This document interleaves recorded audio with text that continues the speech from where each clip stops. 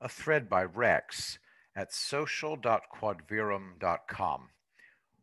Once you realize that President Trump has already won the war, Trump's public comments make perfect sense.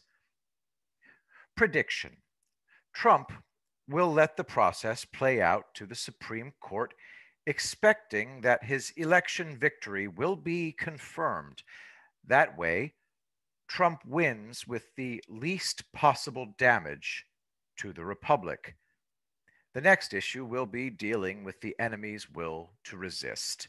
In reality, Obama, Biden, and company are on the ropes and struggling.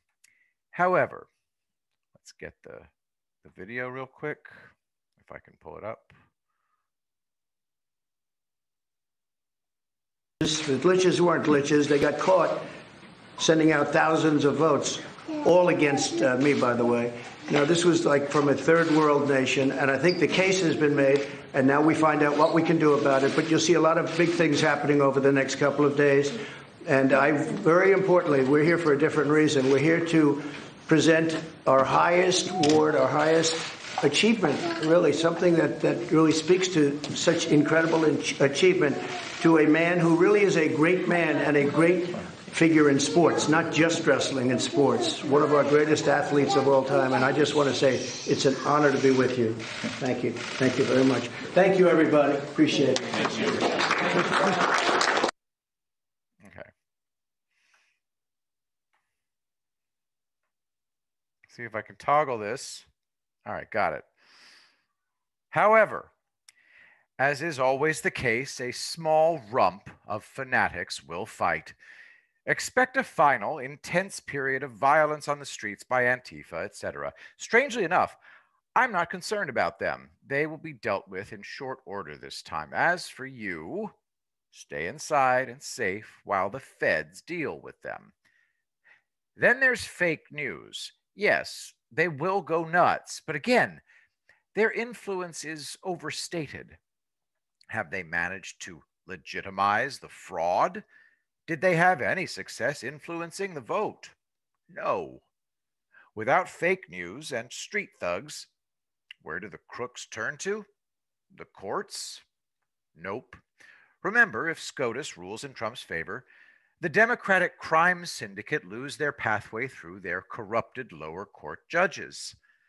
That's how important SCOTUS is. Now, there is always a possibility that SCOTUS chooses not to defend the Constitution. Trump will then have the option of conceding or declaring martial law, in my opinion. He won't concede, that's for sure.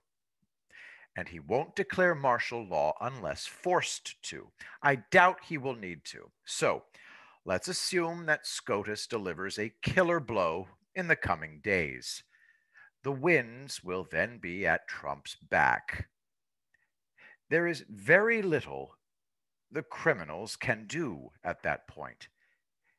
In the last, their main reservoir of power was their ability to lie and intimidate the population into submission.